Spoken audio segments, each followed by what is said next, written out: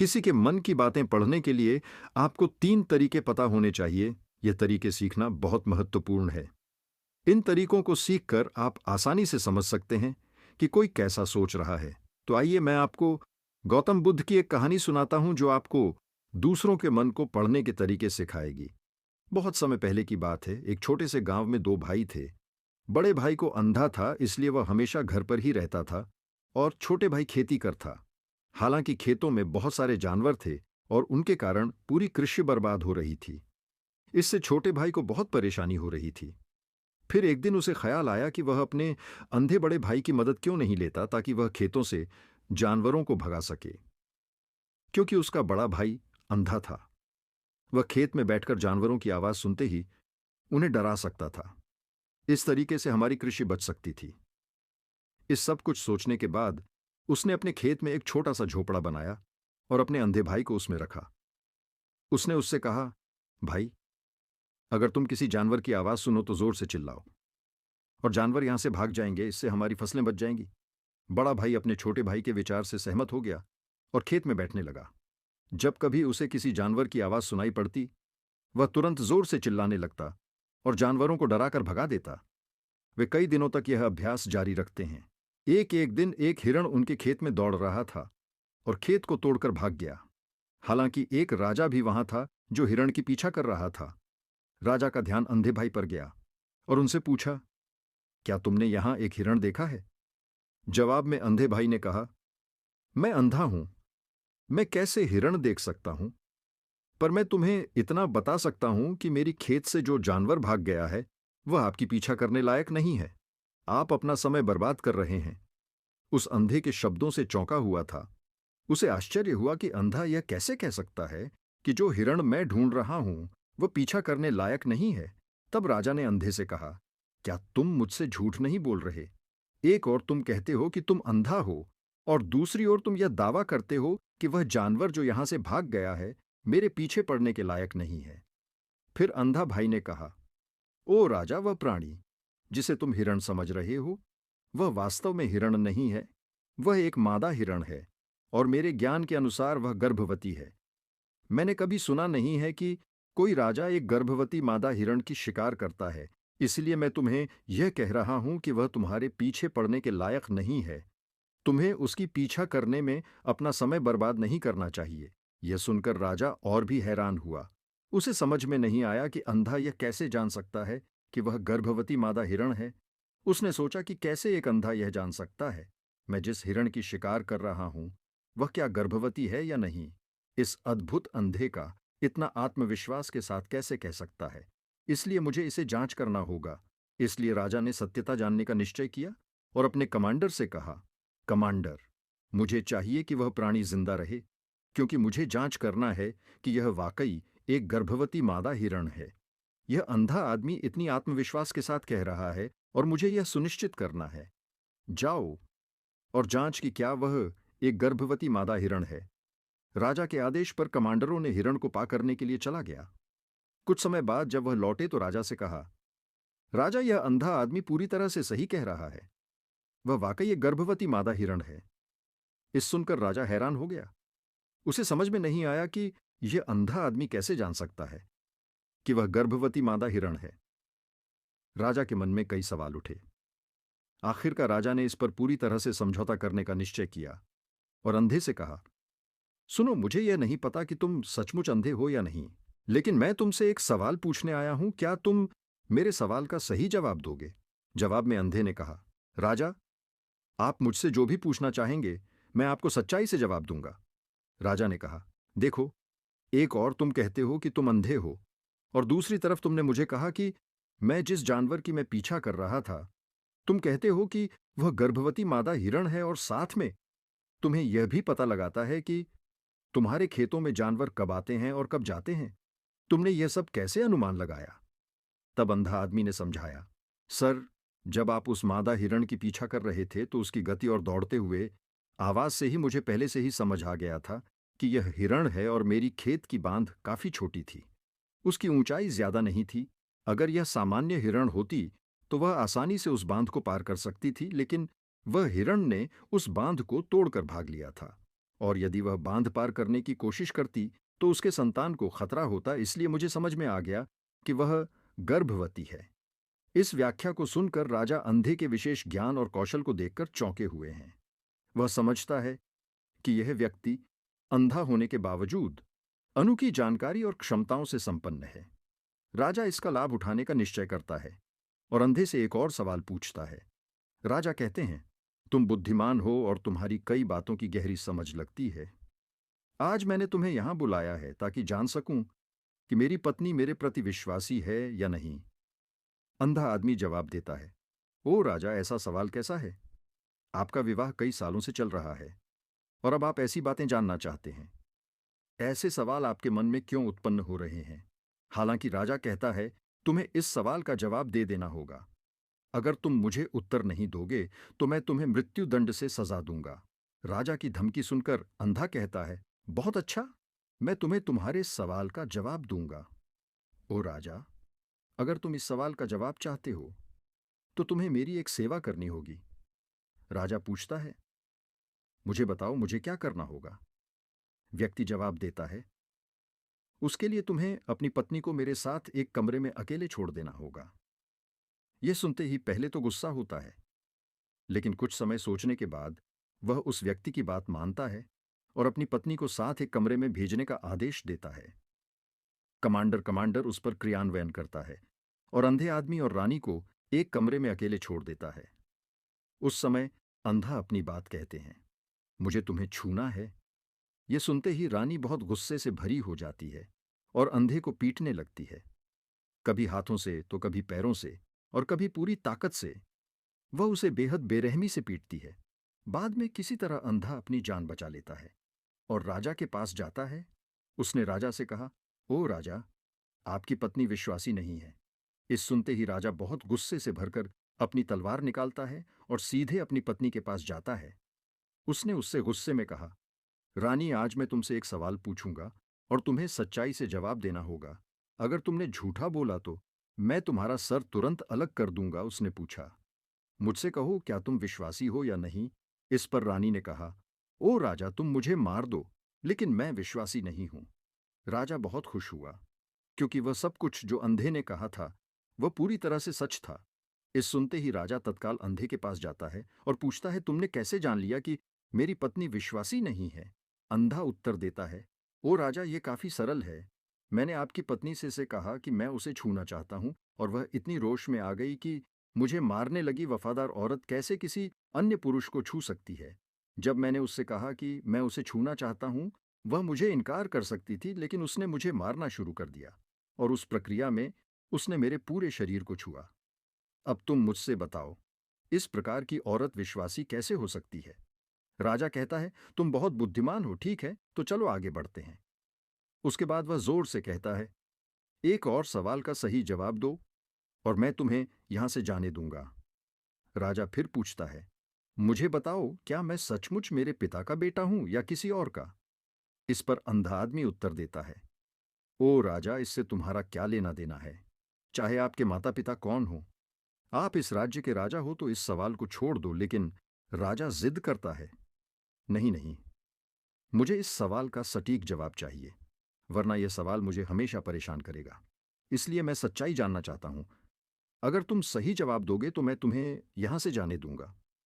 अंधा आदमी उत्तर देता है, ओ राजा, मेरे लिए इस सवाल का उत्तर देने के लिए तुम्हें अपनी मां के पास जाने की कोई आवश्यकता नहीं है। मैं अभी बता सकता हूं कि तुम किसके बच्चे हो, लेकिन उससे पहले मैं चाहता हूं कि तुम मुझसे वादा करो कि तुम मुझसे गुस्सा नहीं करोगे। राजा कहता है, हां, मैं वादा करता हूं कि मैं गुस्सा नहीं करूंगा। फिर आदमी जवाब देता है, ओ राजा, मैं तुम्हें बताने की आवश्यकता नहीं है कि तुम सचमुच अपने पिता के बच्चे हो। मैं तुम्हें अब बता दूं कि तुम मेरे स्वामी राजा और परमेश्वर के पुत्र हो। मैं वादा करता हूं कि मैं आपसे गुस्सा नहीं होऊंगा। फिर अंधा राजा से कहता है, तुम सचमुच अपने पिता के बच्चे हो, लेकिन तुम एक कंजूस व्यापारी की छाया में भी हो। यह सुनते ही राजा बहुत खुश हो जाता है और तत्काल अपनी मां के पास जा जाता है। उससे कहता है, मां, कृपया मुझे सच बताओ, क्या मैं सचमुच अपने पिता का बच्चा हूं या किसी अन्य का? अगर तुम मुझे सच नहीं बताओगी तो मैं यहां ही अपनी जान दे दूंगा। मुझे सच बताओ क्या है। राजा की मां कहती है, पुत्र तुम सचमुच अपने पिता का बच्चा है, लेकिन तुम एक कंजूस व्यापारी की छाया में भी हो। जब मैं नहाकर अपनी आवश्यकता अनुसार देख रही थी तो मैंने तुम्हारी ऊपर कंजूस व्यापारी की छाया देखी। ये सुनते ही राजा बहुत खुश हो जाता है और तत्काल ही अंधे के पास लौटता उससे पूछता है, तुमने कैसे जान लिया कि मेरी ऊपर कंजूस व्यापारी की छाया थी? अंधा जवाब देता है, ओ राजा, आप मुझसे कई सवाल पूछते हैं और मैंने सभी के सही उत्तर दिए हैं। अगर आप कोई अन्य राजा होते तो मैंने अब तक कई पुरस्कार प्राप्त कर लिए होते, लेकिन आपने मुझे कुछ नहीं दिया। मैंने अब तक एक भी पैसा नहीं लिया है। इसी से मैंने अनुमान लगाया कि आप बहुत कंजूस हैं। ये सुनकर राजा हंसते हुए कहता है, जो भी तुम मांगो मैं जरूर दूंगा, लेकिन मुझे बताओ तुम कैसे जान लेते हो क्या सही है और क्या गलत, और तुम इतने सटीक और निष्कलंक उत्तर कैसे दे सकते हो? अंधा आदमी कहता है, ओ राजा, मैं प्राकृतिक रूप से अंधा हूं। अगर मेरी आंखें होती तो मैं किसी के विचारों को आसानी से समझ सकता। मन का अपनी भाषा होती है और इस भाषा को किसी के शरीर की क्रियाओं में देखकर समझा जा सकता है। व्यक्ति की आंखों होठों काम करने के तरीके और उनकी गतिविधियों को देखकर हम समझ सकते हैं कि उसके मन में क्या चल रहा है। इस पर आधारित हम किसी की विचारों को जान सकते हैं। लेकिन मैं अंधा हूं, इसलिए मुझे क्रियाओं के माध्यम से जानना पड़ता है। अगर मुझे कुछ जानना होता है तो मैं अगले व्यक्ति को कार्य सौंपना पड़ता है। देखना होगा कि वह कैसे काम करता है और उसके आधार पर मैं समझ सकता हूं कि उसके मन में क्या चल रहा है। इस सुनते हुए राजा पूछता है, क्या इसका मतलब है कि मैं भी किसी के विचारों को जान सकता हूं? इस पर अंधा आदमी कहता है, बिल्कुल, आप भी किसी के विचारों को समझ सकते हैं, लेकिन उसके लिए आपको पहले अपनी आत्मा पर काम करना पड़ेगा, और वह काम है अपनी मानसिकता को शांत करना, अपनी मानसिकता को वर्तमान में लाना। इसके लिए आज मैं आपको 3 तरीके बताऊंगा, और यह 3 तरीके बहुत ही सरल और आसान है। लेकिन राजा, इससे पहले आपको एक चीज करनी होगी। अपनी मानसिकता को संकेंद्रण दूसरों के विचारों को समझ सकते हैं, क्योंकि वह व्यक्ति वर्तमान में सोच रहा है और हमें भी अपनी मानसिकता को वर्तमान में लाना होगा। तभी हम उनके विचारों को समझ सकते हैं। अगर हम पिछली घटनाओं के बारे में सोच रहे हैं तो हमें यह कैसे पता चलेगा कि दूसरा व्यक्ति वर्तमान में क्या सोच रहा है, क्योंकि हम पिछली घटनाओं में लिपटे हुए हैं। तो किसी के विचारों को जानने के लिए सबसे पहले हमें अपनी मानसिकता को संकेंद्रण। उसके बाद यह व्यक्ति राजा से कहता है, राजा, मैं जरूर 3 तरीकों को बताऊंगा जिनसे आप किसी के विचारों को आसानी से समझ सकते हैं। इसके बाद अंधा राजा से कहता है, राजा, पहला तरीका है आंखों पर ध्यान देना। किसी से बात करते समय सबसे महत्वपूर्ण यह है कि हम उसकी आंखों में देखें, क्योंकि आंखें बोलती नहीं, लेकिन वह बहुत कुछ कहती है। अगर हम उस व्यक्ति की आंखों में के संकेतों को समझना सीख जाते हैं तो हम जान सकते हैं कि उनके मन में क्या चल रहा है, वह क्या सोच रहे हैं और वह क्या करने वाले हैं। मेरी अपनी आंखें नहीं है, लेकिन मैंने यह कौशल प्रिय गौतम बुद्ध से कई साल पहले सीखा था। वह मेरे शिक्षक और मार्गदर्शक थे। उस समय मेरी आंखें थी और मैं सिर्फ उनकी आंखों के माध्यम से लोगों के विचारों को समझ सकता था। इसीलिए अगर आप भी दूसरों के विचार जानना चाहते हैं तो आपको उनकी आंखों पर ध्यान केंद्रित करना चाहिए, जैसे कि उनकी निगाह वह कहां देख रहे हैं और किस दिशा में है। अगर जब आप उनसे बात कर रहे होते हैं उनकी आंखें इधर उधर घूम रही हो तो यह मतलब है कि वे बातचीत से बचने का तरीका ढूंढ रहे हैं और कोई शायद झूठ बोल रहा हो। अगर व्यक्ति सीधे नजर से टकरा रहा है तो यह मतलब है कि उसका डर है कि उनका झूठ प्रकट हो सकता है और लोग सच्चाई को जान लेंगे। लेकिन अगर उनकी आंखें बिना हिले आपको देख रही हैं तो वह शायद ईमानदार हो सकते हैं और उन्हें आपसे बात करना और अपने विचार साझा करना है। इसके अलावा देखें कि उनकी भौं कैसे हिल रही है। अगर वह दूसरी ओर देखते हुए उनकी भौं नीचे जाती है तो वह शायद कुछ सोच रहे हैं या किसी अन्य चीज के बारे में चिंतित है। अगर उनकी भौं ऊपर जाती है और उनकी आंखें बड़ी हो जाती हैं तो वह आश्चर्य या जिज्ञासु हो सकते हैं, जिन्हें आपके विचारों के बारे में, यहां तक कि देखें कि उनकी पूंजी इतनी बड़ी या छोटी है। पूंजी आंख का काला हिस्सा होती है। अगर पूंजी बड़ी होती है तो यह मतलब है कि वह आपको पसंद करते हैं या आपके कहे को पसंद कर रहे हैं। वह उत्साहित या खुश है। अगर पूंजी छोटी होती है तो यह मतलब है कि वह आपको पसंद नहीं करते हैं या आपके कहे को पसंद नहीं कर रहे हैं, वह असहज या गुस्से में है। इसके अलावा देखें कि उनकी आंखों की सफेदी कितनी लाल है या कितनी सफेद है। आंख का सफेद हिस्सा स्क्लेरा कहलाता है।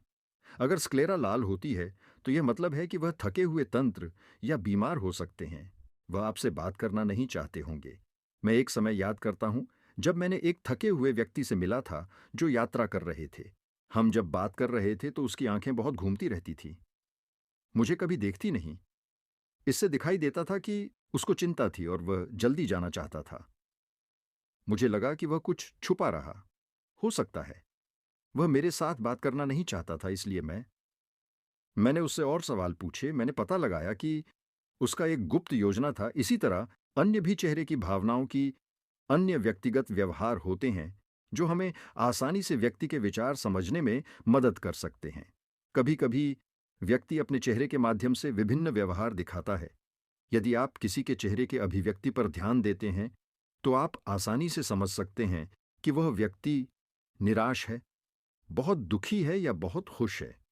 आप यह भी आसानी से समझ सकते हैं कि वह व्यक्ति निराश है, बहुत दुखी है या बहुत खुश है। आप यह भी समझ सकते हैं कि वह अंदर कैसा महसूस कर रहे हैं, और यह सब बातें उनके चेहरे की अभिव्यक्ति के माध्यम से निश्चित की जा सकती हैं। ओ राजा, चेहरा एक चित्र की तरह है जो दिखाता है कि लोग अंदर कैसा महसूस कर रहे हैं। अगर वे कुछ नहीं कहते हैं तो यदि आप लोगों को बेहतर समझना चाहते हैं तो आपको इन नीरव संकेतों पर ध्यान देना होगा। जब आप किसी को देखते हैं जिनका मुंह नीचे की ओर मुड़ जाता है और छोटे से दुखी चेहरा बनता है, तो आमतौर पर यह मतलब होता है कि वह खुश नहीं है, संतुष्ट नहीं है या कुछ हार गए हैं। आप उनकी आंखों और उनके शरीर से भी समझ सकते हैं कि वह कैसा महसूस कर रहे हैं। वह निचले भावनाओं को महसूस कर रहे हैं। दूसरी ओर जब कोई बड़ी और सच्ची मुस्कान होती है जो आंखों और गालों को उठाती है, वह खुशी, मित्रता और दयालुता की संकेत है। इसमें आंखों का बड़ा महत्व है। जब वे छोटी और चमकीली होती हैं तो आप सुनिश्चित हो सकते हैं कि मुस्कान सच्ची है। देखें किसी व्यक्ति की भ्रूण की जगह जहां त्वचा गहरी होती है और ढीली होती है। जब यह गहरी और तंग होती है तो यह अक्सर मतलब होता है कि वे उलझे हुए हैं, महसूस कर रहे हैं, कुछ कठिन या नई चीज को समझने की कोशिश कर रहे हैं। रुख का तरीका मुंह हमें बहुत कुछ बता सकता है।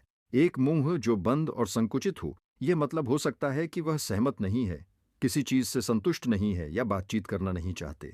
लेकिन एक मुंह जो खुला और आराम से हो, यह मतलब होता है कि वह खुले मन से बातचीत करने के लिए तैयार है।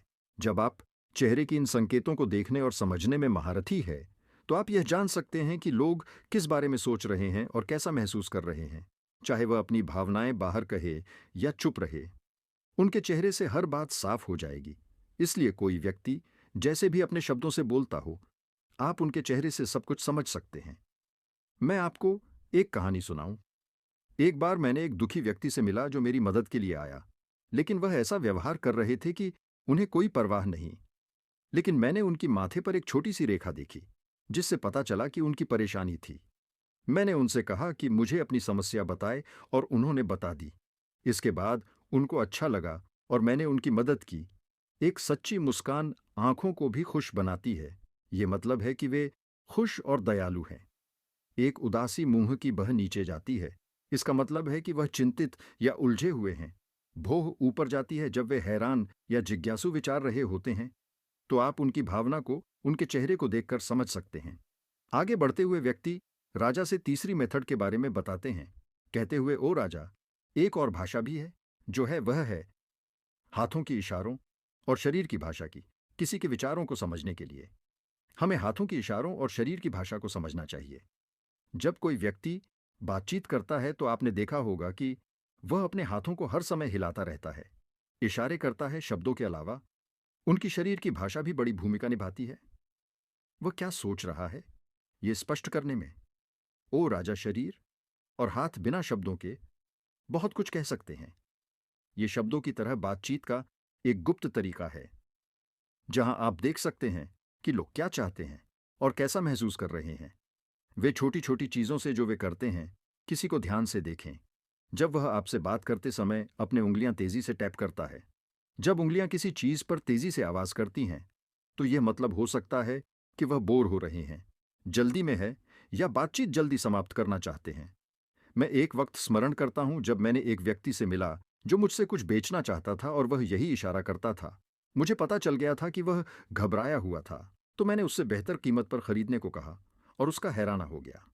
कभी कभी किसी को अपनी बाहू आपस में जोड़ते हुए देखना, यह मतलब हो सकता है कि वह आपसे या आपके कहने से संतुष्ट नहीं है।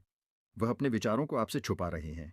इस तरह से अपनी बाहू जोड़ने का तरीका उनके विचारों और भावनाओं को दूसरों से सुरक्षित रखने की तरह है। इस चिन्ह को देखकर आप जब उनसे बात करें तो दयालु और सतर्क रह सकते हैं, ताकि वह आपसे अधिक संतुष्ट और खुले मन से मिल सके। कभी कभी किसी व्यक्ति को आपस में झुकते हुए देखना, यह मतलब हो सकता है कि वह आपसे या आपके कहने से रुचि रखते हैं। वह आपकी बातों को ध्यान से सुन रहे हैं, जिससे वह आपसे रुचि रखते हैं और जानना चाहते हैं। इस तरह से अपने शरीर को हिलाने का यह तरीका दिखाता है कि वह आपकी बातों को सुनना, सीखना और समझना चाहते हैं। मैंने एक बुद्धिमान शिक्षक से मिला था जो ऐसा करते थे। वह बहुत शांत थे, लेकिन वह दिलचस्पी से आगे झुकते रहते थे, जिससे यह प्रकट होता था कि उन्हें उस विषय के बारे में और जानना था।